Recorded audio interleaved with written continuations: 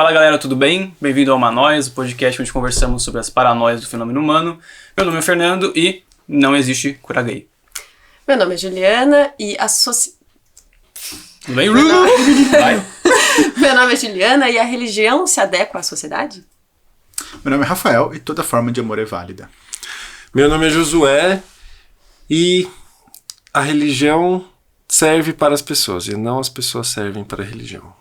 E a paranoia de hoje é cristianismo e comunidade LGBT. QIAP+. QIAP+. LGBT+. Isso, LGBT+. Pode. É muita letra, eu fico, meu Deus. Eu esqueci. Será que eu tô falando todas? Eu falei na ordem errada. Caso vocês estejam assistindo esse episódio pela primeira vez, a gente tem um outro episódio que vai estar lançado aí antes disso, em que a gente tem a conversa exatamente sobre LGBTQIAP+. Vai estar no card. Eu não sei se é pra cá, eu não sei se é pra lá, eu não sei se é pra cá. Mas estará no card. Estará por aqui, assim. Sempre em cima. Sempre em cima, só não sabe do inconsciente lado. falou. Tá Ele bom. inverte a gente assim, né? Ele espelha só naquela cena. Mas tem 2 dedos, então tanto faz. Mas estará no card esse episódio sobre diversidade que a gente fez com... A nossa convidada, Luara Isso. Arabi. Eu sempre esqueço os nomes, gente, perdoem. Olha só. Qual que é o meu nome? A Nandir. Por que vocês querem saber de Nandir? A gente conta no outro episódio. É um easter egg mais pra frente. Então, estamos aqui com o Josué. Fala um pouquinho mais sobre você, sobre o seu histórico, que a gente já estava conversando um pouquinho antes. Muito bem. Então, eu sou psicólogo, me formei em psicologia em 2010. Entrei na carreira da psicologia a partir da saúde pública, então comecei a trabalhar no NASF e fiz uma pós-graduação em saúde pública. E a partir daí fui para o mestrado e doutorado na Faculdade de Saúde Pública da USP também, mas aí entrando pelos meandros da sexualidade e da religião. Então, no mestrado, eu estudei masculinidades de homens gays que vieram da Igreja Adventista. E no doutorado, eu estudei sobre a renúncia das atrações homoeróticas de pessoas que eram de dentro da Igreja Adventista. Então, como é que elas renunciavam, faziam todo um trabalho de rejeição e talvez abstinência, né, de todas as relações e tentativa de... se deslocar e se afastar dos desejos homoeróticos, né? Então, a partir... me formei em 2021 no doutorado e continuo aí falando sobre questões de sexualidade, né? E de religião e da experiência, né? De pessoas que têm alguma relação com religião e têm questões também voltadas à diversidade de gênero e sexual, né? Uhum. Então é mais ou menos por aí que a minha carreira foi construída, mas eu sou filho de pastor da Igreja Adventista, eu sou gay também, né? Então eu sempre falo, né, que as nossas trajetórias, elas têm alguma coisa a ver com a gente, né? Uhum. Ou muita coisa a ver com a gente, e, inclusive a minha tem muita coisa a ver. Uhum. A gente estava conversando antes, né, que muitas vezes eu ficava pensando, gente, mas será que eu preciso ser pastor também? Eu sinto uma certa exigência, opressão de que as pessoas acham que eu devo ser pastor, porque, enfim, eu tenho talvez uma certa postura que pareça e tal, e aí ainda bem que não foi pra esse lado. Ainda bem! Talvez ia ser uma questão um pouco difícil, né, pra eu conseguir lidar. E a minha trajetória desde criança, né, e a partir do momento que eu fui me percebendo, né, tendo essas atrações homoeróticas, foi de questionamento e enfrentamento depois, né, porque antes era uma luta de fuga mesmo, assim, sabe, de tentar tentar não sentir e não atuar de acordo com os desejos, né? Desejos homoeróticos. Então, eu imagino que essa carreira, digamos assim, né, do psicólogo e tal, que vai depois, ele tem psicologia, inclusive, para tentar não ser gay, digamos, para entrar na... Foi uma coisa muito engraçada. Logo que eu estava no 3º ano da faculdade, todo mundo perguntando, o que você vai fazer de faculdade e tal, e eu falei assim, gente, não tenho a mínima ideia do que eu quero fazer, se eu quero fazer... Eu pensava em fazer letras, pensava em fazer jornalismo, pensava, eu queria ser piloto de avião, um monte de coisa ao mesmo tempo. Astronauta. Várias coisas, né? E aí, ainda além de tudo isso, com um conflito interno muito grande no sentido de, nossa, eu preciso deixar de sentir essas coisas, porque isso é errado, eu vou pro inferno, não é certo. E quando eu tô namorando com uma menina, por exemplo, eu me sinto em conflito interno muito grande, porque eu fico com medo de, será que eu não vou ser suficiente pra ela, será, né? E aí eu pensei, poxa, e eu tentava fazer um monte de coisa para que esses desejos não aflorassem. Então eu fazia jejum de dias, fazia oração de noites em claro, fazia semanas de oração, jogava o pedido de oração na fogueira para que Deus ouvisse minhas orações. Então eu fazia um monte de coisa por anos e anos. E nada acontecia, assim. Eu ficava completamente longe, né, de todos os estímulos possíveis, né? Mas uma hora que algum estímulo, né, aparecia, se fosse ele, um homem sem camisa, sabe? Ou um outdoor das cuecas mesh, né? Mano, propaganda icônico. Mas é meu, eu lembro. Meu bem. Você não lembra porque... Tem rua que você passa e tem tipo um outdoor enorme, assim, dos malucos. Da entrada de São Paulo ficou um tempo, assim, um outdoor muito belo. Mas, lembra? Deus, eu olhava... E o pior é que, assim, eu não podia ficar assim, né? Eu, tipo, tava todo mundo no carro e eu só assim... Aprendeu a virar um camaleão, né? Olhando pra cá e olhando. O mais engraçado é se alguém perguntar, tipo, o que você tá olhando? Eu falava, a cueca é bonita, né? Eu tô precisando de uma dessa. Preciso de uma nova. Imagina, eu falava, nossa, que casa bonita. Mas não tem casa ali, cara. Exato. Isso é um outdoor. Gente, é muito questão. Olha, a vida da bicha não é fácil. Porque a gente tem que ficar fazendo diversas coisas pra tentar colocar o desejo em prática, entendeu? Então, por exemplo, entrava na C&A, sabe? Eu vou ver cueca, sabe? Tipo, como se precisasse de cueca. Não foi isso pra ver se eu tava precisando ver uma revista. Foi porque eu tava querendo ver os homens descamisados de cueca, entendeu? E é isso. Então, e aí depois me sentia mal, né? Nossa, culpado, porque como é que pode, né? Eu, na praia, por exemplo, né? Os homens de sunga, de calção, e as mulheres, né? De biquíni e de maiô. E, obviamente, a atenção, né? Ela Então, ela vai de acordo com o desejo. Exato. E eu tinha que, de alguma forma, meio que disfarçar, entendeu? Porque é óbvio que a gente vai olhar por aquilo que mais a gente acha interessante, entendeu? Então, era uma luta interna muito grande. Eu tô falando isso porque a luta é grande, sabe? De você fazer esse tipo. E aí, chega uma hora e fala assim, não tô conseguindo, Deus também não tá ajudando, porque ele é todo poderoso e ele não tá fazendo isso. E aí eu fiquei sabendo que de uma pessoa que os psicólogos eram aquelas pessoas que ajudavam a transformar os desejos. E transformar os comportamentos. E transformar as reações das pessoas. Eu falei, pronto. E a saída. Deus não tá me transformando porque os psicólogos vão. Se alguém pode, então ele não precisa fazer, né, um milagre. Então, o milagre aí, então eu vou pra lá. Eu tenho que fazer alguma coisa pra me tornar... pra fazer terapia para os psicólogos me transformarem. Só que como é que eu vou... falar pros meus pais pra eles pagarem um terapeuta pra mim? 17 anos, né? Vamos lembrar. Assim. Vamos lembrar. 17 anos, eu não ia chegar pra eles e falar que... Porque eu escondi isso de todo mundo, inclusive de mim. Eu não queria que ninguém soubesse, não tinha falado pra ninguém nunca. Ainda que as pessoas me chamassem de bicha e que percebessem que alguns comportamentos eram bastante trejeitados, o que eram mesmo. E hoje em dia eu tenho muito orgulho, mas na época não. Exato. Então, aí eu pensei, bom, vou então fazer psicologia, porque aí os professores vão falar que eu preciso fazer terapia, e aí essa vai ser a deixa pra eu falar pro meu pai, preciso que você pague terapia pra mim. E aí vai ser a justificativa.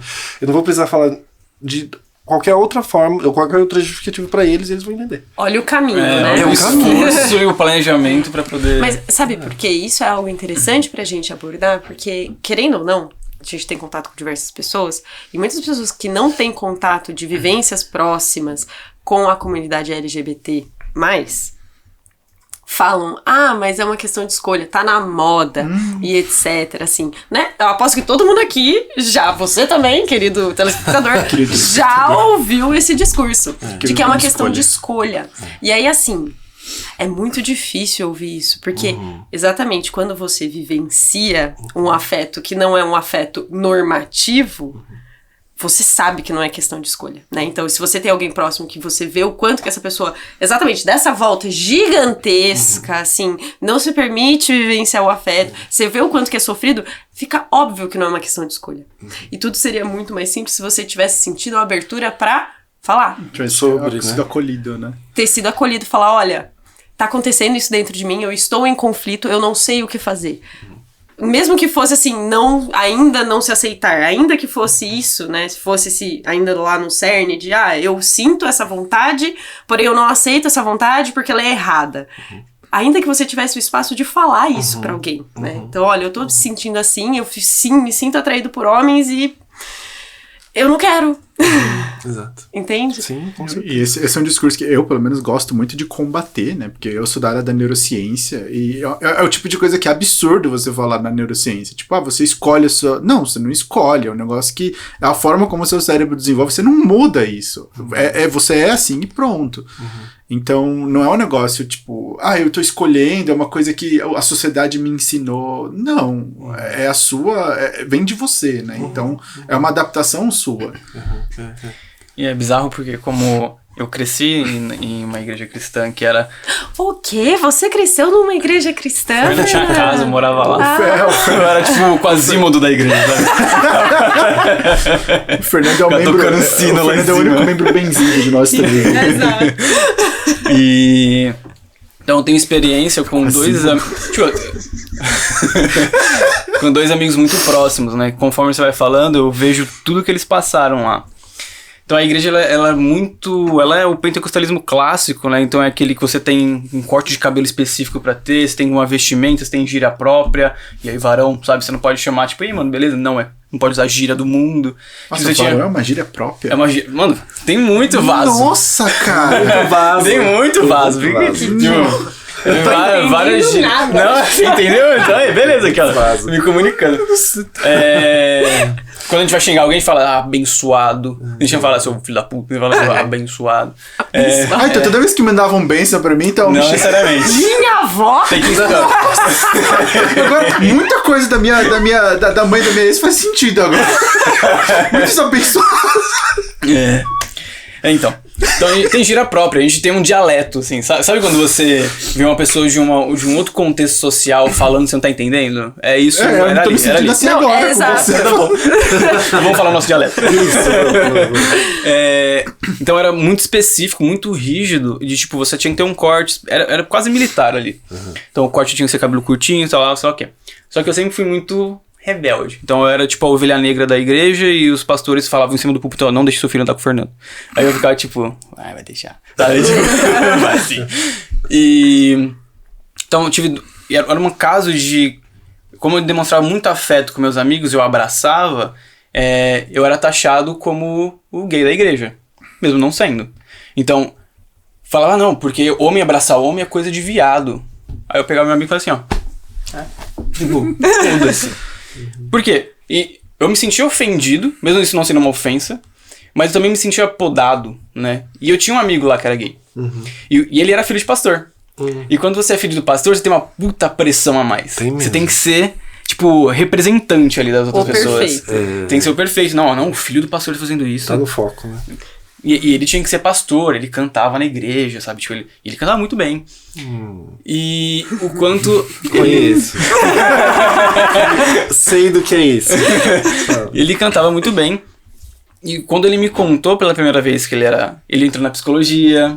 Mesma história. Você tá contando a história, é a mesma história. Sou eu? Você não lembra de mim? Você conheceu antes? Eu sou Cláudio. Eu sou Cláudio. Mentira. Sério, é a mesma história. Conforme você vai falando, é exatamente a mesma história. E tipo, era... Tá tudo bem aí? Ele tomou um banho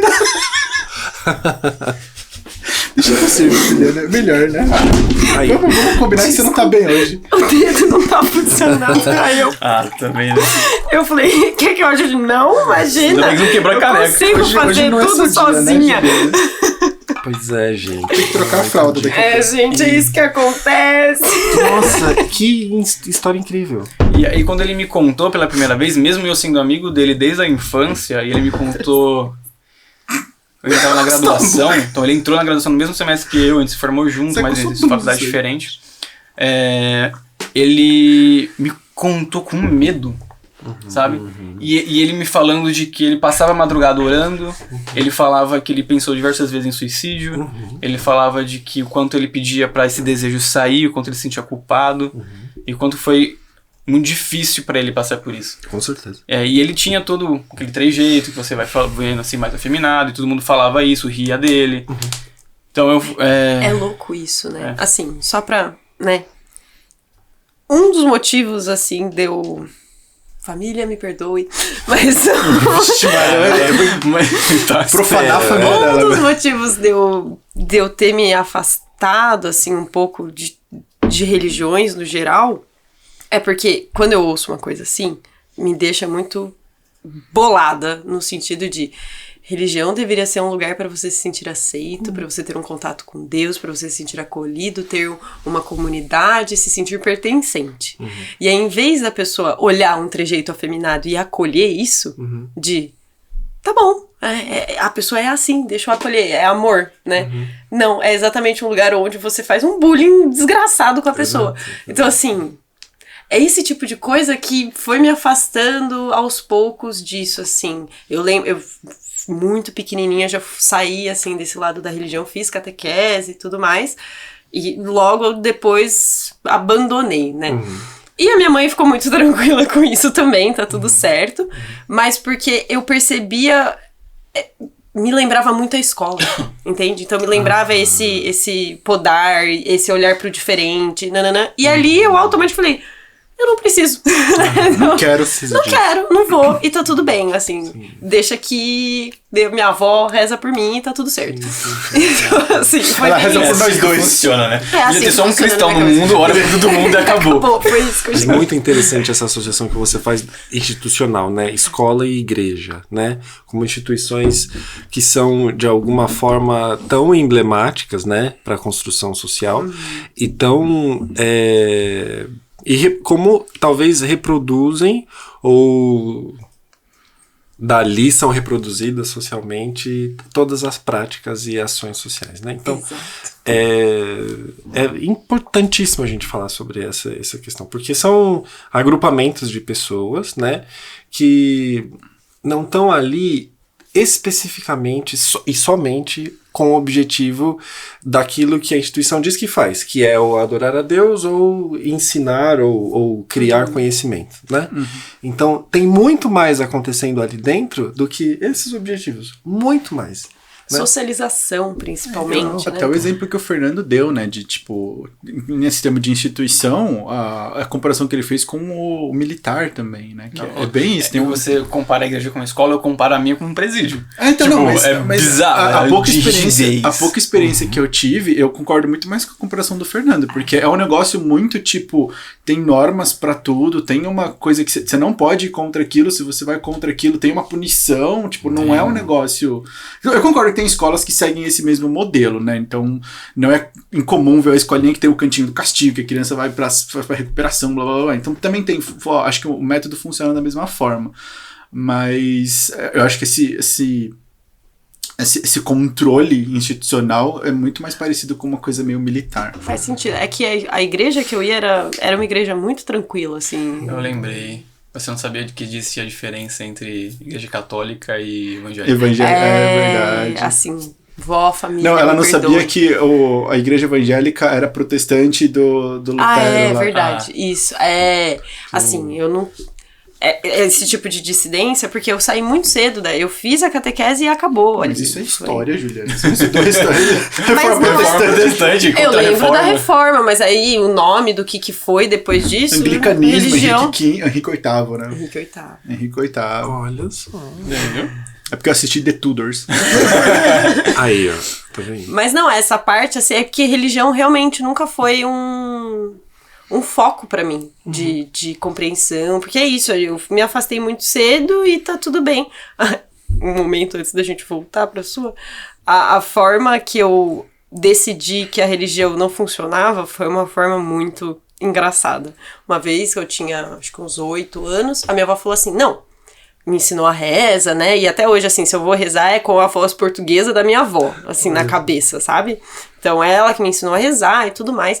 E aí, quando eu decorei, finalmente, né, toda a ordem das coisas, ela virou e falou, olha, você reza todo dia, né, à noite, antes de dormir, e o que você pedir vai acontecer.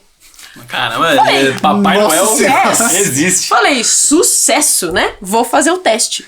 Aí eu, durante, acho que foi um mês, uma coisa assim, foi bem longo, assim, eu rezava todos os dias para aparecer uma montanha de brinquedos atrás da minha porta. Quer mais nada. Ué, não era o que eu quisesse. Claro. Então, eu rezei durante um mês, não apareceu. Aí eu cheguei pra minha avó e falei, olha, é mentira o que você falou. Você desafiou ainda, né? Testei e não funcionou. É mentira o que você Olha falou. o Ela, pensamento como científico assim? na criança. Exatamente. Sempre cientista. Empírico. Sempre cientista. Ela, como assim? Eu falei, ué, eu rezei durante um mês, pedindo pra aparecer um monte de brinquedo, uma montanha de brinquedo atrás da minha porta, e não apareceu. Aí minha avó falou, não, mas você não pode pedir esse tipo de coisa. Eu falei, como assim? não era o que eu quisesse? Ela, não, você tem que pedir pelo bem da sua família, pela saúde da sua família. Aí eu virei pra ela e falei, mas como é que eu vou saber que tá acontecendo ou não? Saúde da minha família, brinquedo. Não, você que peça pelo seu bem, eu quero brinquedo. Eu quero brinquedos. Não, mas aí eu virei pra ela e falei, como é que eu vou saber que tá acontecendo? Ela, ué, porque as pessoas vão continuar saudáveis. Eu falei, mas isso não prova. Tem que apertar aqui em cima. Senão vai acontecer que nem aconteceu com a Juliana. Aí.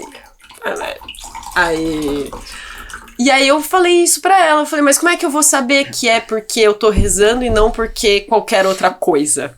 Caramba. Pensamento científico. 8 anos? Superdotação, né? Eu sempre gostei de experimentar as Tava coisas. comendo colo. Aí ela falou, não, é porque é Deus. Aí ela, né, chegou no nível ali de... Falei qualquer coisa. Né? Travou a Marilda. Travou ali. E aí, foi naquele momento que eu falei, tudo isso é mentira. É mesmo, você falou. Revelou. Assim, veio na minha... Tudo isso é mentira. Então, assim, eu continuava indo na igreja porque minha mãe obrigava, eu fiz a catequese porque tudo bem, porque tem que fazer, porque é bom pra minha avó e tal. Mas eu fui porque eu sou uma pessoa muito tranquila de ser levada pras coisas, assim, eu gosto de ouvir história e tá tudo certo. Assim, mesmo que eu não concorde, eu vou lá e tá tudo bem. Mas você falou um bagulho que eu achei tenso. Né? Cracolândia. Eu fiz a catequese que era bom pra minha avó. E é tipo, que bom pra você? Dane-se, né? Você não quer, Não, é tudo bem. criança também, né? Mas eu acho isso muito errado.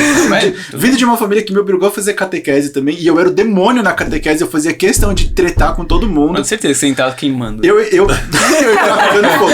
Não, o pior, eu posso contar essa história da catequese porque era muito engraçado. Tinha um padre lá que era quem fazia musiquinha com os alunos da catequese. Só que, tipo, todo mundo da catequese tinha, sei lá, uns 14, 12, entre 12 e 14 anos. Só que eu entrei muito tarde pra fazer, então eu tava com, tipo, 16, então eu era um dos mais velhos da sala da catequese. Então o maluco fazia as dancinhas e ele também tinha um trejeito super afeminado. Só que padre, né, então ele não podia... Normal. Ele não podia, Ele é padre, tipo, então, provavelmente ele não admitia, tipo, não falava, não era aberto, Não, mas é dava pra comum perceber isso. pelo trejeito. E eu era mais velho, então pra mim saltava ainda mais. Então ele começava a fazer as coisas e eu achava aquilo super maçante, e aí eu comecei a falar pra todo mundo, tipo, eu acho que o padre é gay. Olha E eu era o capeta da catequese por causa disso. Ele literalmente devia ter pego fogo ali naquele momento. Aí eu fui. Não, melhor foi quando eu fui me confessar, que todo mundo tinha que rezar, tipo, reza um Pai Nosso, 2 Ave Maria. O cara me mandou rezar um Salve a Rainha, que eu não sei nem que oração que é essa. Eu nem sabia que existia isso. Eu não sabia. Aí você vai Eu fui lá na frente, Elizabeth. eu agachei assim, eu falei, cara, eu não sei o que eu tenho que falar. É comum porque pessoas, como elas não podem se aceitar da forma que são, elas acabam indo pra lugar. Por exemplo, é muito comum você ir pra mosteiro, se clausurar, porque aí eu não entro em contato com isso. Então eu faço de tudo pra não... Pra matar pra esse me negar, sentimento. Então eu entro num cargo eclesiástico da qual eu não posso me relacionar com ninguém. Então não é porque eu sou gay, é porque eu sou padre, então eu não posso. Então é meio que comum, assim, no sentido de que é uma forma de fugir ainda mais de quem é. Entendi. É meio triste. Tem uma possibilidade de fuga, né? A mais. Mas, retornando depois dessa A gente confessou nossas origens.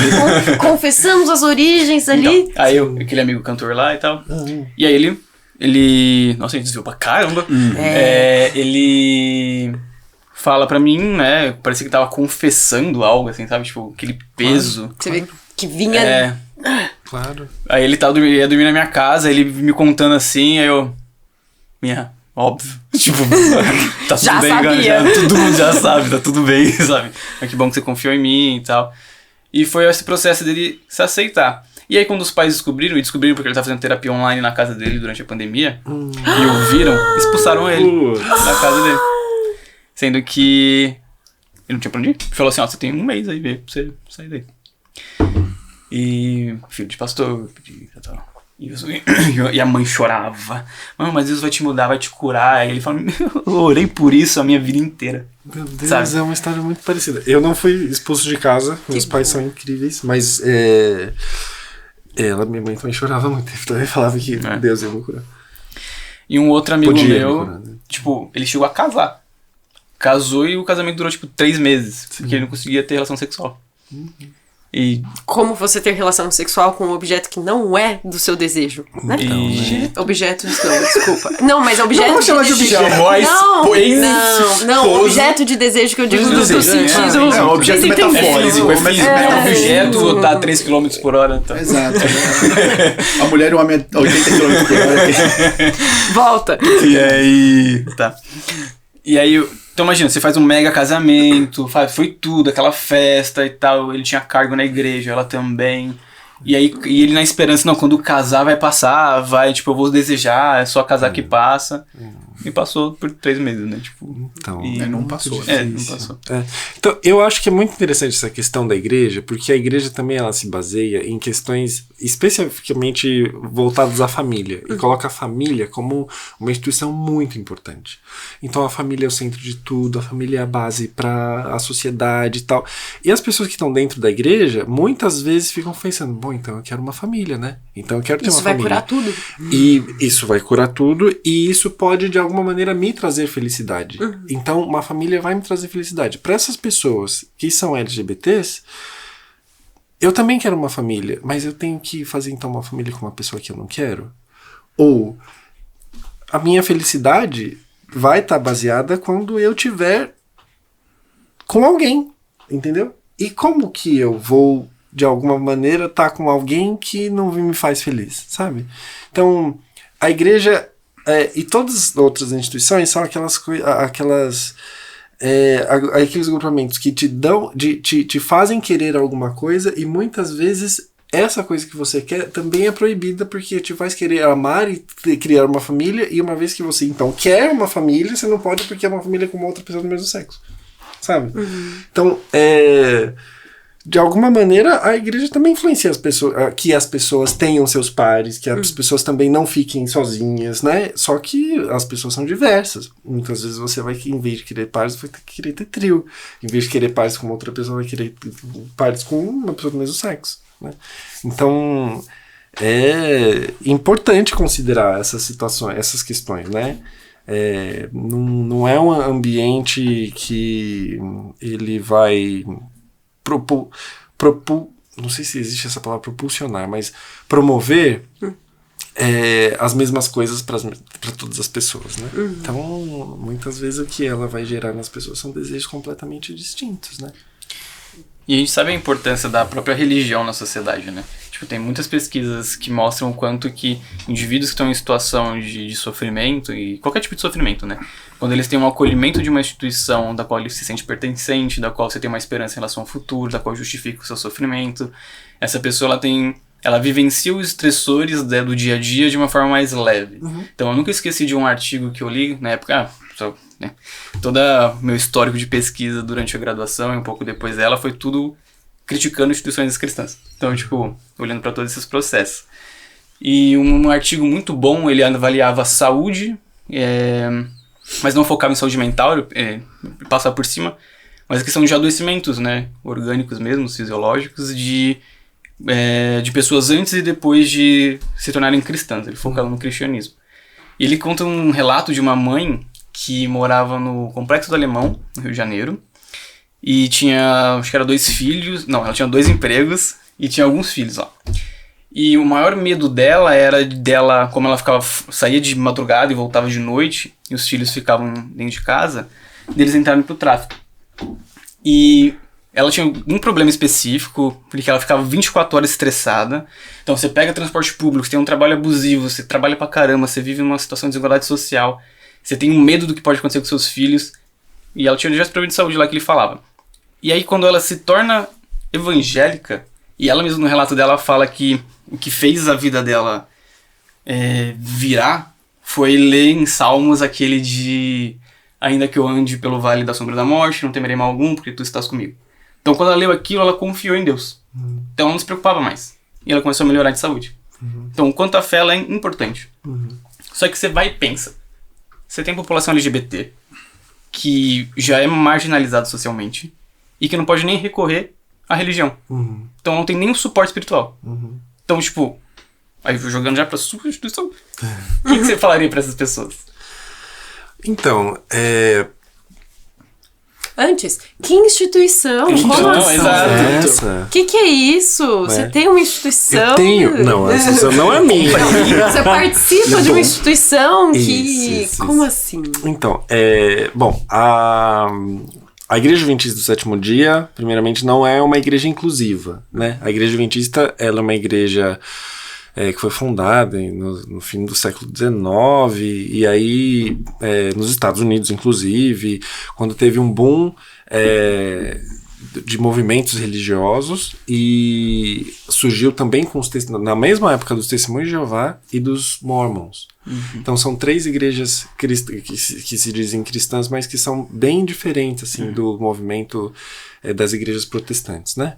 Então foi uma igreja que bastante fundamentalista também, e começou e rapidamente veio para o Brasil e teve um solo fértil no Brasil. Então o Brasil é um dos países que é mais adventistas no mundo, que há mais adventistas no mundo.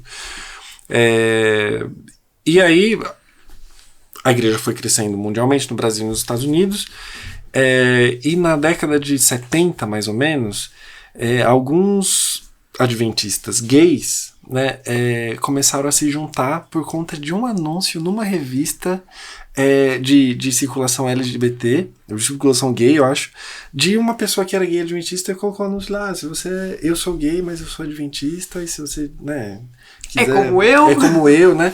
E receberam diversas, eu acho que mais ou menos umas 30 e poucas, se eu não estou enganado, respostas com relação a isso na Califórnia. Em Nova York, outros gays adventistas também estavam se juntando para falar: olha, eu sou gay, eu também sou adventista, como é que a gente vai como que a gente lida com isso?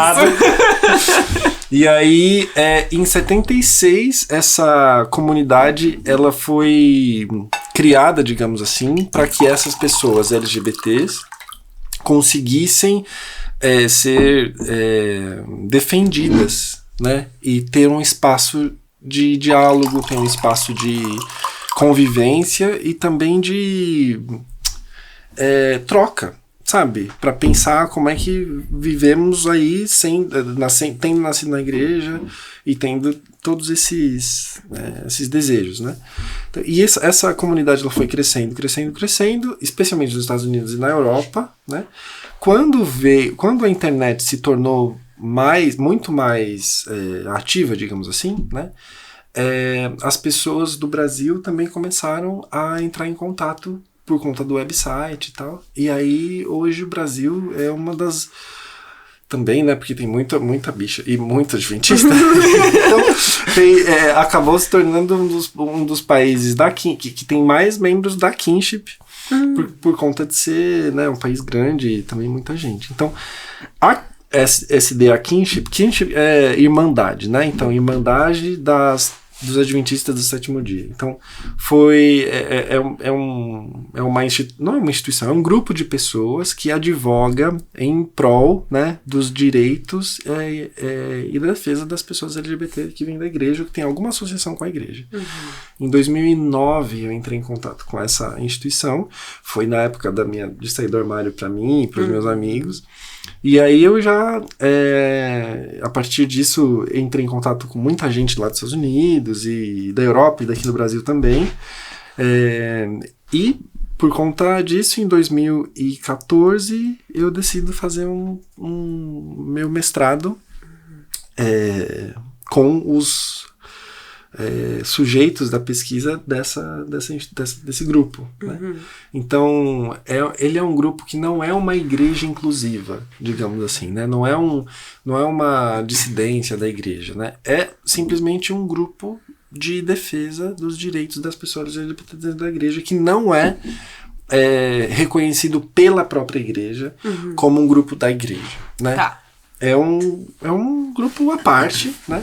Que algumas pessoas... Eu não sou adventista, hoje eu sou agnóstico, mas para quem não sabe, agnóstico é aquela pessoa que não nega, né, a existência de Deus, mas não necessariamente acredita que existe um Deus. Fica nesse negócio, talvez exista, talvez não exista, eu não tenho capacidade para falar que existe ou que não existe, então eu deixo como está e Pronto.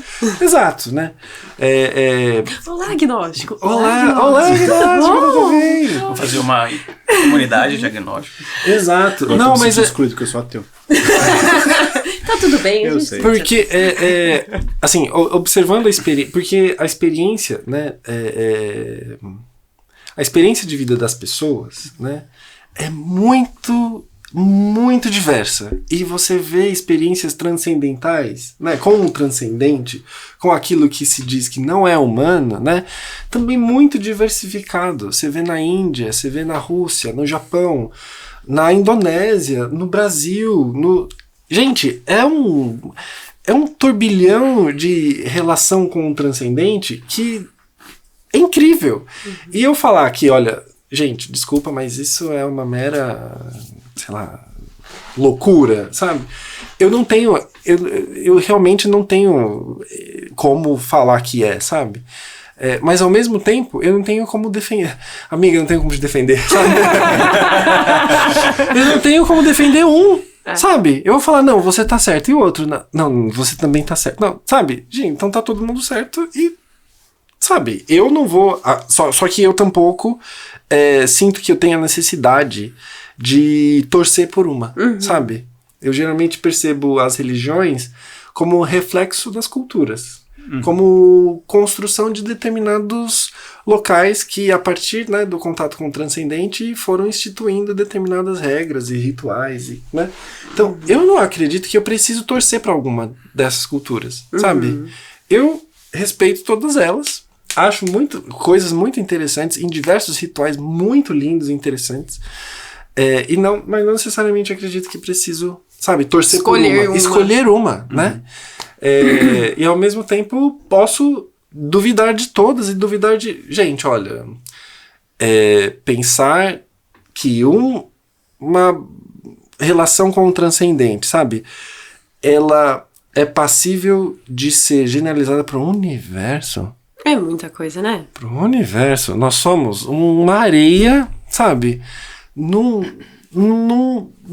espaço que, assim, a gente não tem a mínima ideia do quão grande ele é ainda. E, sabe, de colocar para um nível de assim, cara, é o Deus do universo. Mano, você sabe o tamanho do universo? O tamanho do universo. Sabe o tamanho do universo? Então, assim, me recolher na minha própria pequenez, sabe? E falar assim, olha, eu vou viver a minha vida da forma como eu acho eu aceito que que eu devo viver.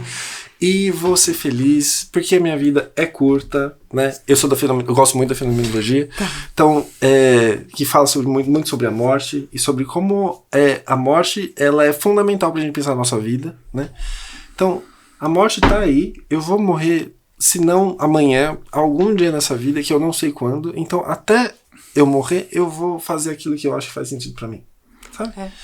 Então, eu acho que foi por aí que eu fui me encaminhando para o agnosticismo, mas ao mesmo tempo me vinculando a essa instituição que tem a ver com a minha história, sabe? E que não é por ser, não necessariamente por ser que vem de uma certa religião, que eu tenho que falar assim, não, isso não quero mais, nada, não tem nada a ver com ela, porque tem a ver sim. Meu pai é pastor aposentado da igreja adventista, minha mãe, ela é filha de pastor e neta de pastor, então assim, tem toda uma história, sabe, daí com a igreja, que eu acho que a música é muito bonita, que eu acho que existem questões, rituais e ritos, né, da própria religião que são muito interessantes.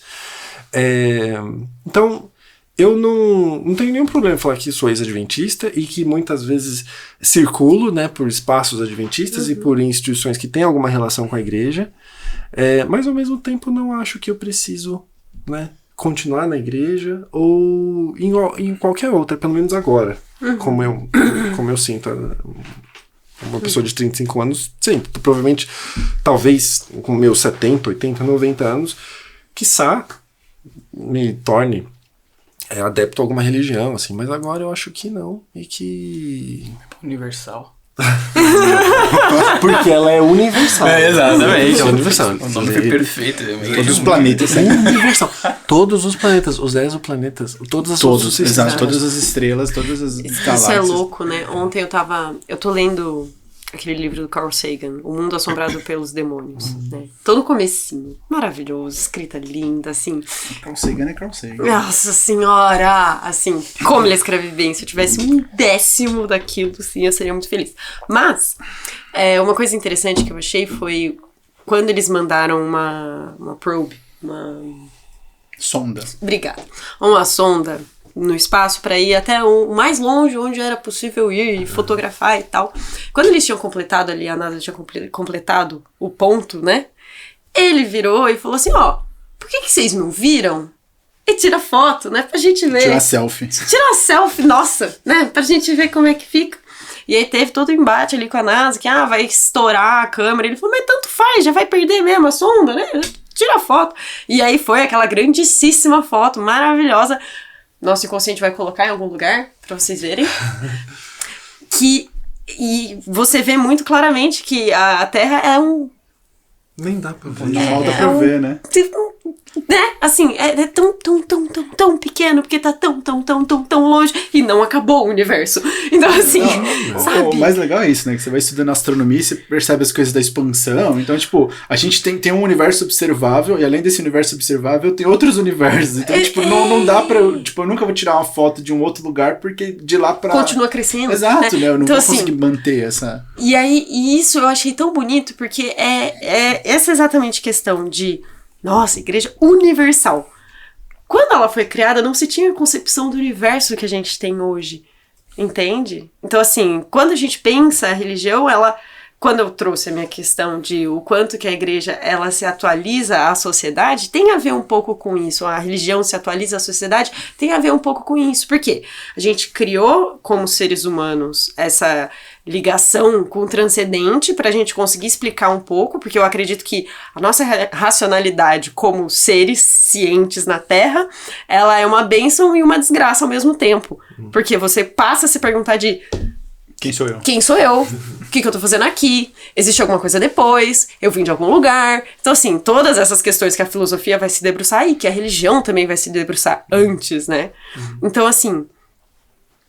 Chega nisso, e aí as igrejas vão nascendo e vão tentando explicar esse fenômeno a partir de um espaço e tempo.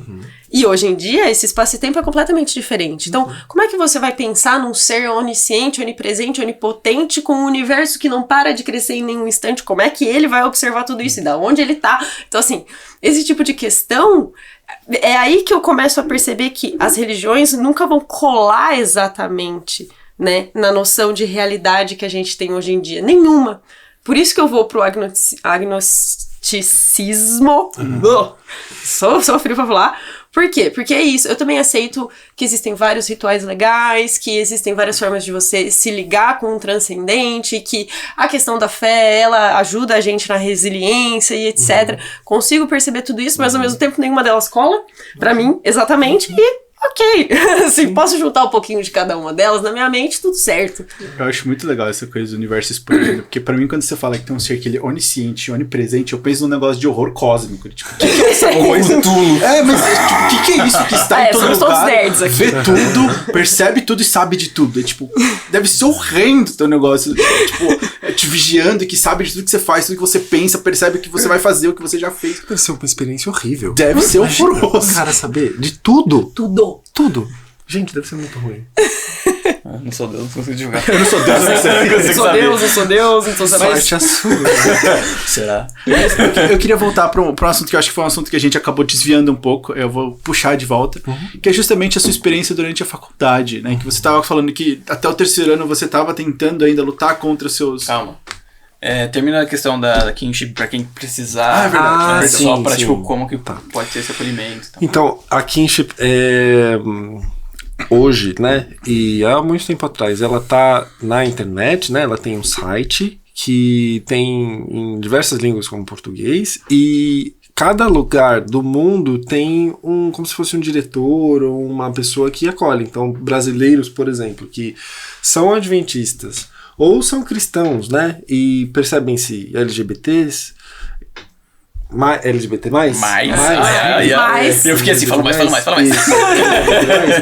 Podem ir ao site, né, sdakinship.com.br ou .com, e encontrar, de alguma forma, esse acolhimento, até porque, provavelmente, as histórias são muito parecidas, né, e podem encontrar diversas histórias de pessoas que, como, né, outras passaram por sofrimentos muito grandes e encontraram no compartilhamento das experiências, no compartilhamento das subjetividades, conseguem se sentir acolhidas e compreendidas e entendidas muitas vezes, porque a gente não consegue entender por que a gente gosta do que a gente gosta, né? Não tem muita explicação da heterossexualidade e da homossexualidade. As pessoas ficam tentando explicar a homossexualidade, mas vocês já explicaram a heterossexualidade de vocês? Assim, Por quê, né? Por que você virou heterossexual, sabe? Tipo,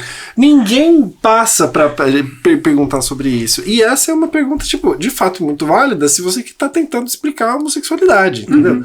Então, a gente não entende muito porque a gente gosta do que a gente gosta, mas, de alguma forma, ter alguém com quem a gente possa conversar, sabe? E falar, eu gosto disso também, olha que legal e tal, sabe? Tipo, eu tinha um professor de psicologia comportamental, inclusive, muito incrível, o professor Florival Cherokee. Ele é muito legal.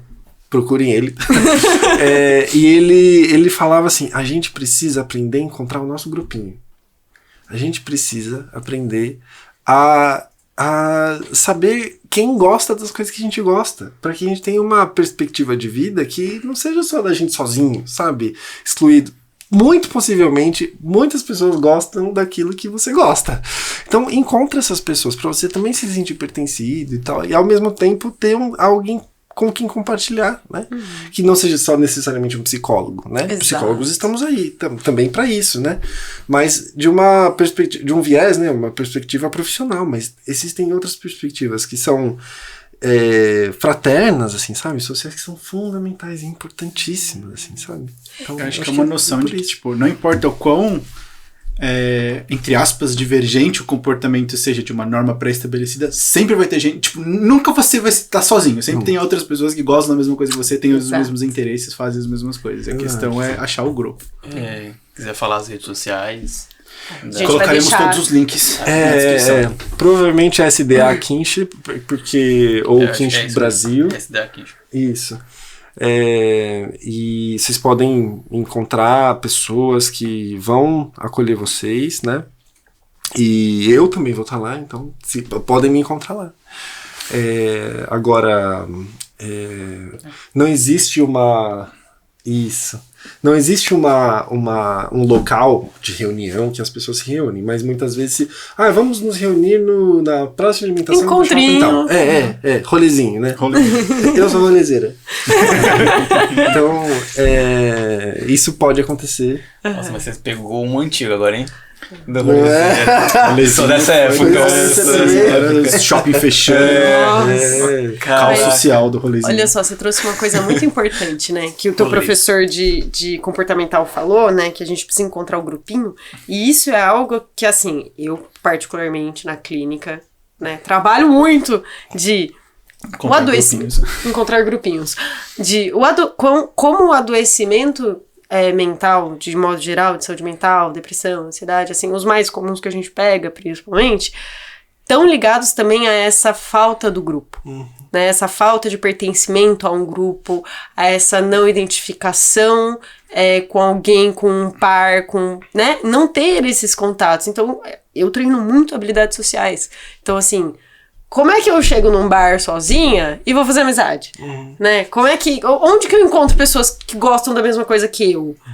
Tem como eu gostar de coisas novas, onde eu vou encontrar talvez alguém? Então, sei lá, vou participar de um grupo do livro, mas eu não gosto muito de ler. Mas se eu testar hoje, né? Então, por que não? Então, assim, o quanto que a gente trabalha com o paciente, é exatamente isso de vai encontrar um grupo, né? Vai encontrar um pertencimento pra você que faça sentido e que você se sinta aceito, porque isso vai melhorar a tua vida. Vai, assim, não é que vai sanar todas as questões de saúde mental e era o santo grau. Mas, poxa, vai ajudar muito. Exato. Eu lembro que a gente, em psicologia, a gente estuda a pirâmide de Maslow, né? Das necessidades do ser humano. E eu lembro que eu e o Fernando, a gente teve uma aula de neurociência social. Agora, eu que vou fazer o jabá do professor, que foi com o professor Paulo Borges, que é muito bom também. E ele vai falou vir aqui um dia, né? Provavelmente um dia virá aqui. Mas a ideia foi justamente essa, né? Que ele falou que a base da pirâmide de Maslow, quando ele postulou, era de sobrevivência. Que ele falou que tem uma base além dessa, que seria justamente a socialização. Porque o ser humano, quando nasce, um bebê, ele não sobrevive sem um grupo, sem um pertencimento, sem uma sociedade lá para dar o amparo, né? Então, a ideia é exatamente essa, de que a socialização, ela é a base da sobrevivência humana. Se a gente não tem um grupo a quem a gente pertence, sozinhos a gente a gente só definha, né? O ser humano só definha se ele estiver isolado, se ele estiver sozinho.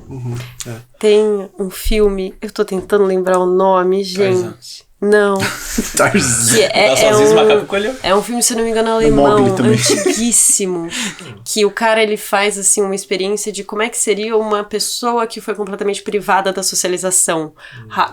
Casper Hauser. Casper Hauser. Um filme chama, né, a história do Casper Hauser. O pessoal da Unifesp vai lembrar disso, porque a gente estuda 2 vezes esse filme. E, na verdade, é uma experiência de como é que seria uma pessoa... O pessoal da Unifesp, menos o Rafa. Da Unifesp de Santos. Exato, da Unifesp de Santos, da graduação, do mestrado. O pessoal do mestrado, da infelizmente. Praiana. Da Unifesp Praiana. Muito mais legal. Muito mais legal, com certeza. Muito mais obrigada, assim, é muito mais divertido. Fazer faculdade na praia é muito mais legal. As oficinas de psicologia são na praia, assim. Que maravilhoso. Que ideia. Enfim, que sonho.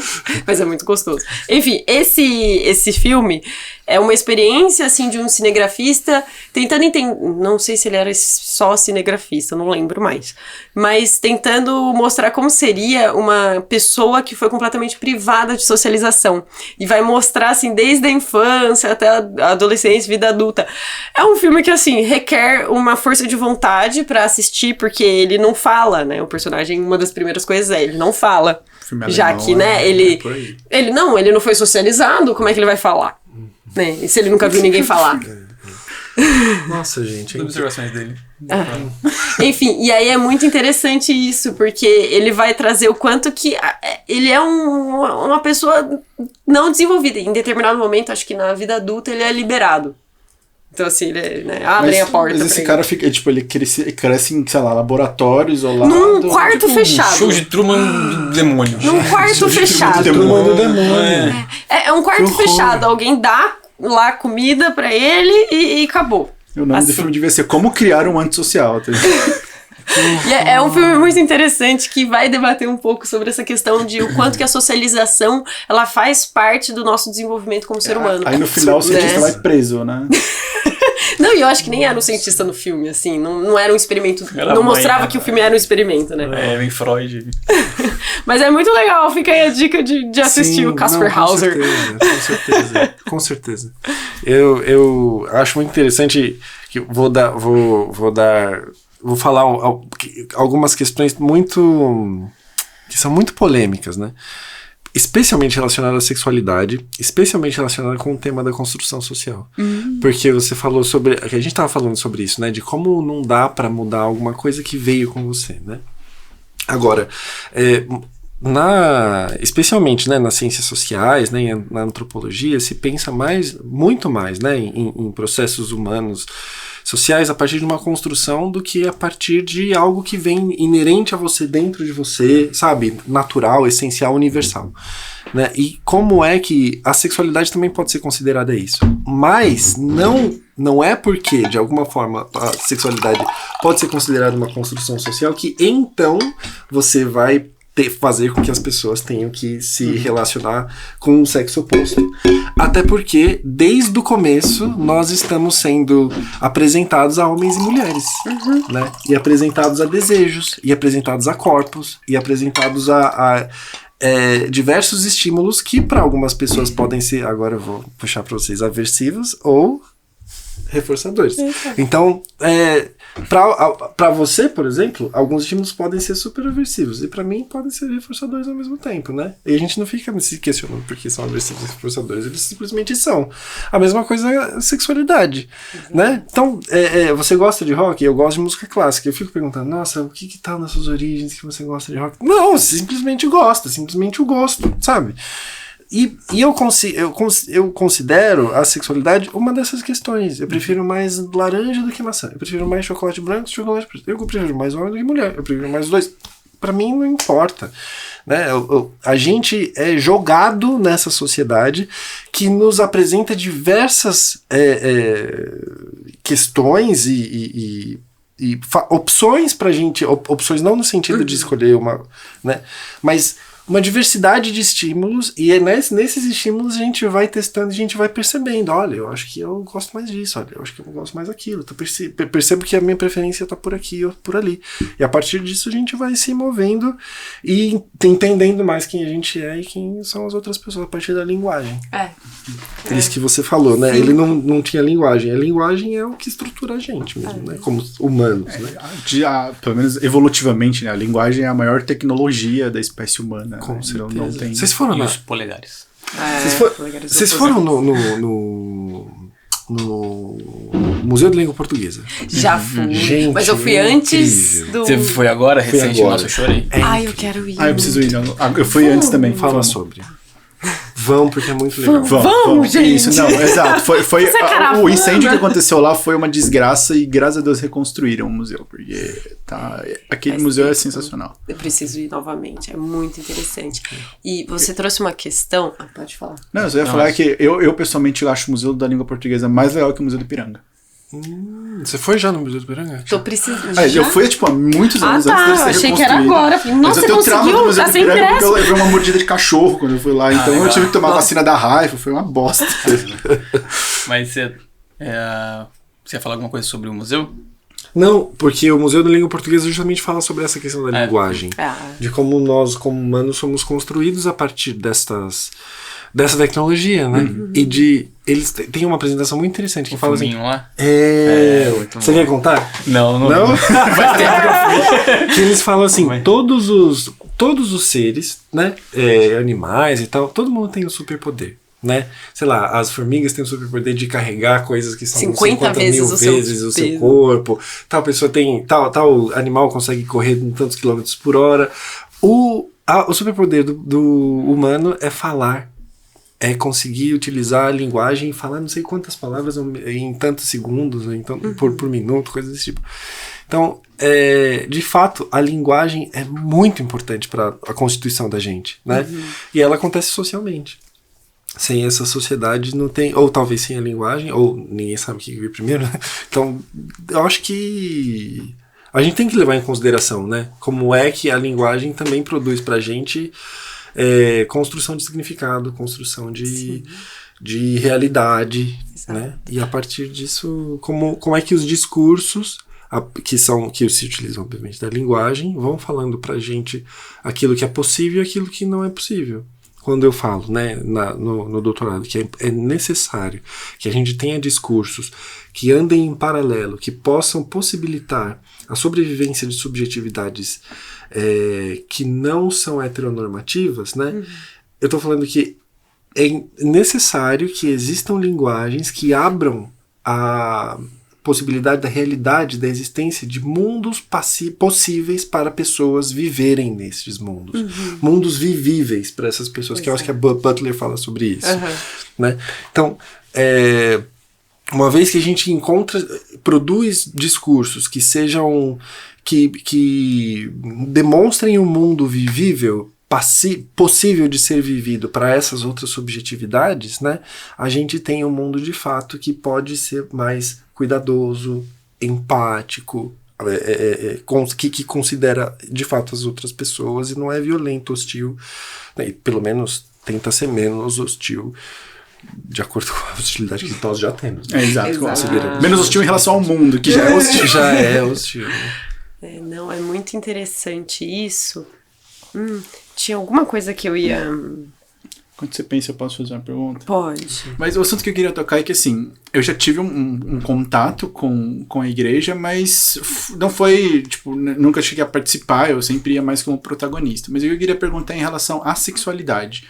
Porque eu sei que a igreja, por si, ela já tem já é um tabu falar de sexualidade na igreja, né? E aí, pensando na homossexualidade, deve ser o tabu do tabu, né? Então, como é que, aí, pegando também, principalmente a experiência do seu doutorado, como é que você percebe como esse assunto é abordado dentro das igrejas, ou como ele não é abordado, e o que você acha que daria pra... Como você acha que ele deveria ser abordado, né? Como seria a forma correta, se a igreja não faz da forma correta? Se a gente pudesse escolher, sabe? Vamos criar hoje uma igreja. Sim, aqui a pergunta é mais problematizando, né? O que a forma como a igreja aborda a sexualidade, ela é uma forma adaptável, assim, que é uma forma saudável de abordar ou não, e se não, como é que seria a melhor forma de abordar tanto a sexualidade, a heterossexualidade quanto a homossexualidade? Tá. Então, a sexualidade na igreja, ela é vista de modo bastante normativo, a partir do ideal de que o Deus criou o homem e a mulher para que fossem... A frase, Deus criou Adão e Eva, não Adão e Ivo. É isso, né? A gente fala da Deus! Adão e Ivo. Adão e Ivo, eu já escutei. E essas, pelo menos a norma é que os casais sejam sejam heterossexuais e que tenham relações sexuais após o casamento. Então, que é pra amarrar, né? Exatamente. Tá. Seja o Pra casar elo. cedo. Exatamente. Pra casar com 16, né? Tipo isso. Só que é um grande problema, né? Porque as pessoas casam cedo e aí, né, tem todo elas vão crescendo, elas vão se desenvolvendo, vão vendo, olha, eu acho que com 16 anos eu queria uma coisa, agora eu já não quero mais. Né? Exato. Então existe essa questão, né? O sexo é só depois do casamento, casamento entre uma mulher, e algumas igrejas, a igreja adventista não é assim. Estou me lembrando daquela mulher, tem uma mulher que ela faz lives, eu acho que ela é da igreja, eu não sei de que igreja que ela é, mas ela é engraçada. Desculpa. Pode ir, eu quero saber o que é. Gente, ela é uma pastora que ela fala que no sexo as mulheres não podem gemer, sabe? Que não pode fazer depilação, ela falava assim, várias regras você agora. tá falando que você não quer ir pro inferno, mas você vai sim. Nossa. Eu imagino que é o Kama Sutra ao contrário. Como não transar. Ela fala que Jesus falou pra ela, levou ela pro inferno e falou assim, ó, tá vendo esses caras, eles faziam isso. Nossa, imagina. Gente, o canto das que depilaram, então não pode. O canto das que gemeram. Isso. Ou seja, tem que ser um objeto. Ela falou papai e mamãe, tem que ser só isso. Papai e a mulher mamãe. em silêncio. E a mulher em silêncio não pode. Exatamente. Não pode, ela falou assim: tem filho? Não sei. Eu fico imaginando. Eu já vi tantas rezo coisas. para que não. Então. Mas, não, gente, ela está se tornando um ícone agora, porque de meme, né? De memes. Graças a de Deus. memes também. Ou não, né? Exato. O problema é isso também. Gente, mas enfim. Então, pelo menos na igreja adventista, é assim, né? Então, existe até um curso de noivos, olha só uma coisa dessa. Antes das pessoas se casarem, tem um curso de noivos, assim, sabe? Que fala sobre sexualidade, que fala sobre essa questão de educação sexual e tal. E eu acho que na igreja. Educação sexual. Aí, olha só como é triste. Assim, só uma tangente, né? Que você vai responder depois. Mas olha que triste, né? a ideia de um curso de noivos, a princípio, é uma boa ideia. Assim, né? Vamos Tem como ser bem executada. Tem como ser bem executada e ela tem, assim, um cerne que é positivo, no sentido de que, você ensina para as pessoas da tua igreja que você não pode transar antes do casamento, né, que a família é mais importante, que por isso você vai casar e depois disso você vai, né, formar a tua família. E aí é muito legal você ter a ideia de um curso de noivos, por quê? Porque você vai colocar duas pessoas que nunca pararam pra pensar sobre isso juntas, o que vai acontecer ali, né? Então, assim, você precisa dar uma coisa do que é esperado, do que é saudável, do que é algo que você tem que tomar cuidado. Tá muito otimista. Nada disso acontece. Eu sei, mas aí que Tu tá, sabe né? que a Fernanda se Assim, decepcionou. Não, é porque eu entrei num curso de noivo uma vez, porque eu invadi, porque tinha comida. Não, Porque tinha comida. Você já foi noivo? Eu só queria comer mesmo. Não vou eu queria só invadir a festa da igreja e fora da igreja. Tipo, eu sabia que tinha, tipo, bolo e sei lá, e salgados. Como eu conheci o pessoal, deixa eu dar uma olhada que eu não quero. Eu sentei, fiquei comendo. Mas não é isso. Fernanda, tipo, eu tô com a minha noiva aqui. Ela daqui, ó. Às vezes eu É uma revejo, mãozinha, né? Poligâmico. Não, porque aí você vai ser chutado. E eles ensinam dogma religioso. Tipo, você tem que ser obediente, você serve o marido é a cabeça da casa. Então, não é isso, como ter uma boa relação, como ter uma comunicação assertiva. Não, você é submissa, ele manda. Se ele falou... É assim que vocês têm uma boa relação. É assim que você tem uma boa relação, sendo submissa e ele acenou. Mas é isso que eu acho triste, porque a ideia de um curso de noivos Ok. é muito Deveria- legal. Poderia ser muito benéfica, né? Poderia ser muito legal, mas não é. Só pra você ter uma experiência. Você tem uma experiência de trauma. Não, eu tenho porque eu tava lá ouvindo Todas as as pessoas dando experiências da Fernanda relatos. são de trauma. porque eu já nunca tá fui. acostumado até Sim. agora. Eu tava ali assim no cantinho, né? Aí tinha um casal que o marido, que frequentava a mesma igreja, ele era muito agressivo com as pessoas, assim. Com ela, provavelmente, também. E aí, uma mulher que tava falando lá, ela foi, tipo, revolucionária ali. Porque ela chegou e falou assim, não, o homem tem que ajudar no serviço de casa. Tipo, poder lavar a louça, né? Não me bota pra trabalhar? É. Então. E ele assim, não tem não. E ela, você não lava a louça? Não, lava a louça com de mulher. E tipo, esse era o argumento ali, naquele lugar. Só que tipo, ela era uma pessoa só, falando aquilo, e não é aceito. E aí as outras pessoas, normalmente figuras masculinas, vão, né, reforçando esse padrão de submissão. Então, mesmo quando a pessoa quer fazer o mínimo, quer falar, você pode lavar a louça também. Não é aceito, é barrado. Então, tipo, a questão institucional, pelo menos dessas igrejas, não todas as igrejas, mas dessas igrejas, elas nunca permitem que o novo venha. Então, tipo, nunca. Você tem toda como posso falar, tipo, um sistema de punição para qualquer coisa que desvie do caminho. Então, tudo tem que ser da mesma forma sempre. Tipo, Mas eu acho que aniquilador. é essa a lógica até, por isso que eu perguntei da sexualidade, né? Porque eu já vi muito isso, né? De que tem uma norma pré-estabelecida e o que... Tipo, eu perguntei pensando principalmente no incômodo que isso gera quando a pessoa começa a ter desejo, né? Porque você começou a me narrar, putz, quando eu comecei a perceber que eu gostava de outros homens... E era horrível, né? Você se sentia mal. E aí eu penso também em outras experiências de pessoas que eu conheci, que é exatamente assim, tipo, mesmo quem é heterossexual não gosta de sentir desejo pela outra pessoa. Sim. Tem medo do desejo, acha que tá errado, acha que não pode. Exato. Porque o desejo... Porque o desejo, ele não acontece só depois do casamento, né?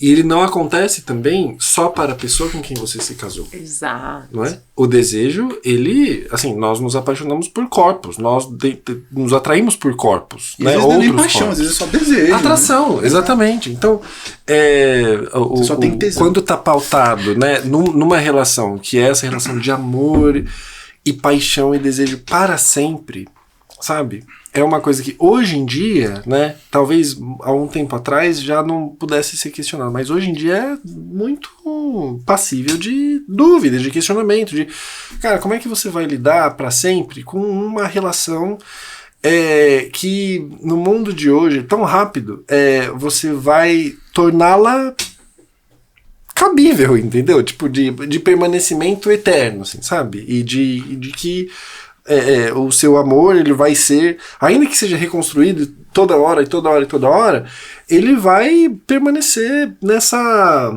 nessa lógica cristã, de alguma forma, de um homem para uma mulher no casamento para sempre, para todos, e todo mundo vai se amar e vai ser isso para sempre, sabe? Então, é só uma deixa, assim, para pensar que a gente fala sobre as questões da homossexualidade como, né, um grande tabu, né? Mas as questões das relações heterossexuais também dentro da igreja também são muito passíveis de serem questionadas. Porque existem muitas pessoas que também são heterossexuais, mas tampouco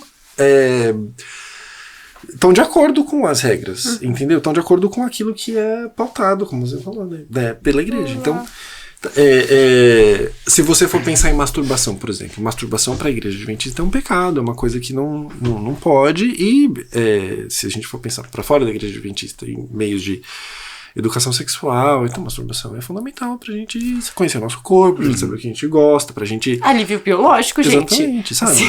Então, existem diversas coisas que vão ao contrário, né, daquilo que a gente percebe como, talvez, saúde sexual, né? Então... assim, o que eu tô querendo dizer é que no meu caso eu tive que encontrar fora discursos diferentes, né, que de alguma forma me ajudassem a contemplar aquilo que eu percebia na minha realidade. Agora, é possível que eu não tivesse acesso a esses outros discursos, que eu não tive em determinados momentos e que outras pessoas talvez nunca terão por estarem nesse ambiente bastante exclusivista, digamos, né? Então, a questão da educação sexual. Educação sexual existe, mas a partir de determinados paradigmas, né, e dogmas. Então, tem uma educação se educa a alguma coisa, né? Então, e alguma coisa diferente que talvez não seja o que eu acredito como ideal, por exemplo, para as pessoas se compreenderem, né, como sujeitos sexuais, né? Eu perguntei justamente porque eu achei o tema da sua dissertação de doutorado, da sua tese, muito interessante. E aí eu fiquei pensando nessa extrapolação, né, de que a gente tá olhando, você pegou a fatia dos homossexuais, mas eu acho que essa questão de repressão do desejo é global em quem segue a religião, né? E como é que é isso? Tanto para os homossexuais quanto para os heterossexuais, de ter um desejo e eu tenho que gerar um comportamento que vai contra esse desejo para tentar sentir que eu tô conseguindo apaziguar isso. Isso. E aí, eu enquanto psicólogo, só fico pensando, quanto mais você tenta reprimir, mais forte ele vem quando ele vem, né? Então, a panelinha de pressão. E aí, muitas vezes ele vem num estado que você tava pensando nele tanto, e aí você vai construindo talvez uma fantasia de que ele é de um jeito, e quando você coloca em prática é uma coisa completamente diferente, completamente assim, porque você ficou com ela na cabeça só, né? Então, e muitas vezes fugindo dela, né? Mas tudo dentro desse seu ambiente aqui. Quando você vai colocar isso em prática, né?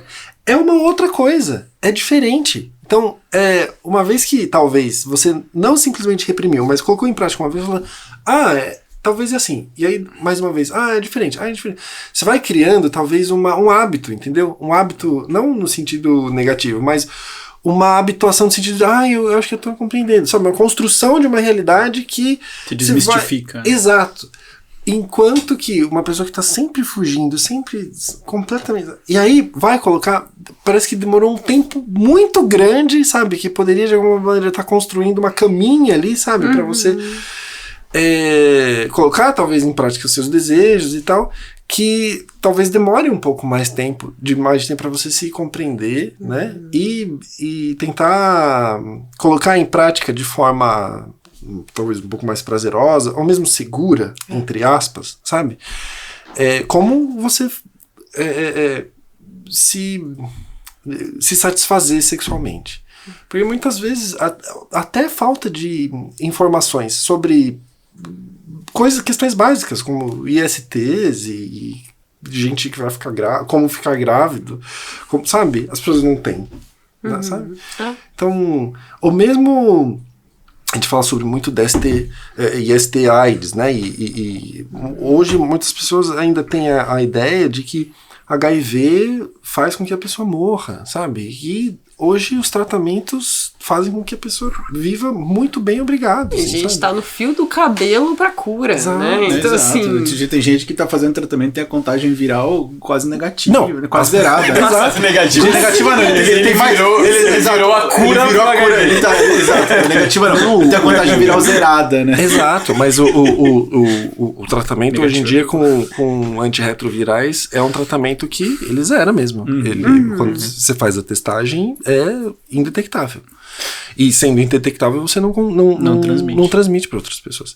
Então, essa ideia, né, também que o HIV é o câncer dos gays, que foi trazido por Deus para eliminar os gays. Então, tipo, Nossa, calma, tinha essa noção? Não. Vamos lá. Você não lembra do Marcos Feliciano? Não, cara, você acha que eu vejo as coisas do Marco Feliciano? Minha rede social é muito limpa dele, muito obrigado. Você entra na sua bolha, né? Exato, eu tenho que ficar na minha bolha, O senão eu Marcos enlouqueço. Feliciano, na época do Super Pop e tal, ele falava de que a AIDS era a doença gay, que foi tipo uma punição de Deus, né, pros homossexuais. Foi a AIDS, tipo, Deus punindo, assim. Algo desse porque tipo. héteros não tem. não, AIDS, exato, não são contaminados. Uma das Não, maiores mas aí- populações não são senhoras de 60 anos, né? Casadas.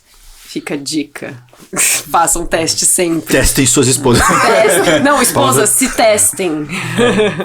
Eu falei contaminados, mas é infectados, não é Infectados. contaminados. Desculpa. Então, é um... né? Eu ia falar um tabu, não, né? Mas é uma idiotice.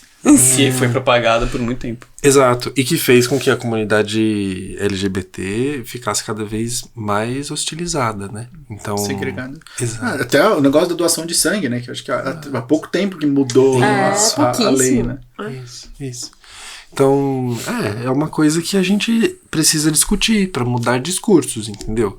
Ou fazer com que determinados discursos entrem na mesma frequência que outros, assim, sabe? Porque enquanto uma fica numa determinada frequência, a outra fica muito por baixo, e essa baixa frequência faz com que pessoas não consigam acessar determinados discursos que são fundamentais para a existência delas, sabe?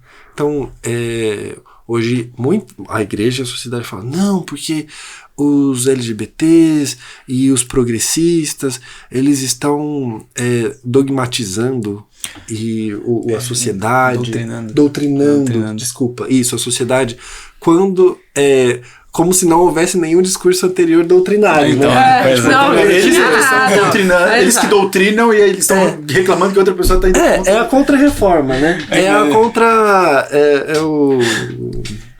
a reação, né? Enfim. Mas nessa linha eu fico pensando por que talvez essa sensação de chamado para ser pastor, né? De que vocês tenham uma visão muito diferente da norma e talvez um dos caminhos para mudar a doutrina seja criando uma nova, né? E tendo uma nova liderança que vai... Podendo liderar. Né? Exato, né? Podendo liderar, trazendo essa nova visão.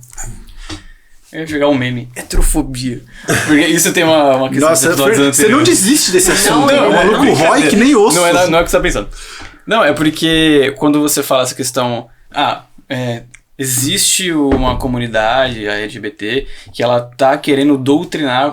como se não existisse uma doutrina atrás, né? É que vem essa questão da... Tem um sociólogo, Flávio Perucci, que ele é brasileiro, já morreu, que ele cunhou esse termo. Eu não tô divulgando o termo, tá? Mas é porque ele traz esse pressuposto de que quem faz a divisão entre eu e eles é a extrema-direita, né? Da direita para a extrema-direita, em que nós somos a norma e tudo que se desvia é o que você nomeia. Então, o branco ele não tem raça, você negro que tem raça. Então, tipo, minha sexualidade não preciso falar sobre ela, você que é gay, a gente fala sobre isso. Então, a gente sempre vai nomeando o outro como forma de segregá-lo do correto, né? Do normal. Sim. E aí ele cunha o termo heterofobia. Sim. Não Que é tipo, o medo do diferente. Então ele engloba trans, gordos, negros, tudo, porque a aversão é aquilo que se difere essa norma que é racista, homofóbica, etc. Então, pela classe dominante, por toda essa população que já vem como regra, né, social do certo, você não reconhece que você tem essa ideologia, que isso é uma ideologia, que isso é uma doutrina. Então, não. A vida é isso. E é você, comunidade LGBT, que é no meio diferente, porque você não faz parte daqui. É você que é o desviante. Então, Heterofobia. Aí a gente zoa porque é um termo que não faz mais sentido nenhum usar. porque então. foi desapropriado, Exato, né, né? gente? Claramente. A gente teve essa discussão justamente, que se a gente olhar a origem da palavra, faz sentido totalmente, mas o problema é que hoje em dia ela foi totalmente pervertida pra uma coisa que tem Eu só vou falar que eu estou falando por meme, tá? Então não enche o meu saco. É só brincadeira. O pior é se vir alguém apoiar a heterofobia nos comentários. Não. Nossa. Aí a gente tem que ver qual que é o nosso Aí vê se ele nossa leu rede, né? A Cilada do Diferente, que a é o gente livro do apaga. Flávio Pierucci, aí beleza. Aí, se tiver o referencial certo. Beleza. Então, eu acho que o que você estava falando é sobre a criação de novos espaços, né? E de novas pessoas. Eu acho que existe hoje já existem igrejas inclusivas que são católicas não, Cristãs. que são cristãs, e cristãs com viés anglicano, com viés protestante, evangélico, na verdade, né? Da Cidade de Refúgio, não sei se vocês já ouviram falar, tem uma cidade, o nome de uma igreja que é a Cidade de Refúgio, tem uma outra que é da comunidade metropolitana. Então, essas igrejas, elas são inclusivas, e inclusive os pastores, as pastoras, né, são gays, lésbicas, trans, mulheres trans. Então, são espaços, né, em que a religiosidade e a religião, ela pode se colocar e se construir a partir também de pessoas LGBTs. Ao mesmo tempo, existem igrejas mais tradicionais que também têm aberto um questionamento sobre isso, e hoje já fazem também casamentos. Por exemplo, a Igreja Anglicana de São Paulo já faz casamentos entre pessoas do mesmo sexo. Alguns pastores de outras igrejas batistas também já questionam essa questão, né, da homossexualidade como um pecado, algo que se deva excluir, né, as pessoas da comunhão, digamos. Então, já existe sim um caminho aí, né, feito por algumas pessoas que de fato são bastante religiosas, né? Assim, O objetivo do episódio em si foi mostrar que, por mais que a gente viva numa sociedade de bosta atualmente, em que a questão política se utiliza do cristianismo para manobra da extrema-direita, usando o cristianismo, família e santidade, sei lá o quê. E você vai marginalizando ainda mais a população LGBT, e você vai colocando esses indivíduos como pecaminosos ou contagiosos por alguma razão, de que não necessariamente o cristianismo em si ele precisa ter essa cisão com a comunidade, porque tem pessoas que se identificam, né, com a religião ou buscam algum acolhimento espiritual, né, e que existem pessoas dispostas a isso, né, a acolher, fazer essa ligação. a fazer essa ligação. Com certeza. Eu Então, pensei nisso também, numa mensagem de esperança, né? Porque assim, vão todos morrer, mas antes disso você pode encontrar uma comunidade que... Você não sabe o significado da palavra esperança, né? Ela nunca senti. significa outra coisa pra você. Não, eu acho que é uma mensagem legal pra gente deixar, que a ideia do episódio era isso, né? Da gente começar a debater o quanto que hoje em dia a gente tem... Quais são os espaços que a gente pode caminhar pensando em religiões e religião, em que você pode encontrar o seu grupinho. Com né? certeza. Que é aquilo com que a gente certeza. estava falando, né? De encontrar o seu grupinho. Exato. Independente da tua sexualidade. Sim, sim. Tem uma teoria que eu aprendi quando eu fui fazer um doutorado de sanduíche, e aí lá eu trabalhei com o professor Andrew Yip. Ele trabalha ele já está se aposentando pela Universidade de Nottingham, na Inglaterra. E ele estuda uma teoria chamada da religião vivida.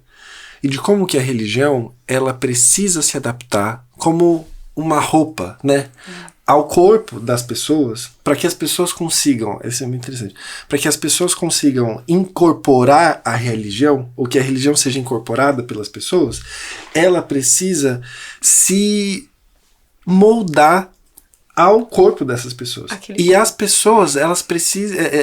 cada corpo é diferente, e cada pessoa tem uma questão importante e única, que para ela faz sentido, que muitas vezes é antagônica ao que a religião fala. Mas que mesmo assim, uma vez que a religião ela é vivida, ela é colocada em prática, ela vai convivendo com questões que são antagônicas a ela, mas que mesmo assim precisam, né, conviver para que isso, a religião faça sentido para a vida da pessoa, né? Então, de alguma forma, a gente olha a religião como tudo igual para todas as pessoas, mas quando a gente vai ver para cada pessoa, a religião ela é um molde para cada pessoa. Então, cada pessoa tem uma religião específica para si mesma, ainda que todos vão, sei lá, para a Igreja Católica ou todos vão para a Igreja Universal, coisa desse tipo, né? Então, é interessante observar a partir desse viés, né? Porque olhar para mim e perceber o que é importante para mim não necessariamente exclui a minha possibilidade de ser religioso e professar uma determinada crença, uma determinada fé. Então, existem diversas pessoas da própria kinship que, por exemplo, falam, sou gay adventista. Né? E mesmo que gay seja antagônico com a religião adventista, essas coisas, elas muitas vezes vão caminhar juntas para que façam sentido para determinada pessoa, né? Eu acho que esse é até o conceito da fé, né? Você manter a sua crença independente do que tá vindo desafiar isso, né? Gostei. Eu acho que é muito interessante. Nossa, eu quero ler isso aí. Né? A gente precisa ter um segundo episódio só pra falar do seu doutorado. Né? A gente pode trazer um segundo momento aqui, muito interessante. Uma ideia e joga aí no ar também. A gente fazer um episódio que é falando sobre experiências religiosas. Então, manifestações espirituais. Aí, caso você queira participar também. A gente chama aí, né? Sim. Então é isso, pessoal. Se você gostou, deixa seu like, deixa seu comentário aí de questões, quer dar um relato, pode colocar aí, a gente traz. E não esqueçam que o nosso episódio sobre diversidade estará no card e os links sobre da Kinship estarão todos nos comentários. No comentário na descrição. Na descrição, Não, tá escrito na tela, clica na tela. Clica na tela, clica no link, você perdeu a chance. Então é isso. Até a próxima. E muito obrigado. Obrigado. Obrigado a vocês, gente. Foi maravilhoso. Obrigada. Adorei. Um abraço. Bora.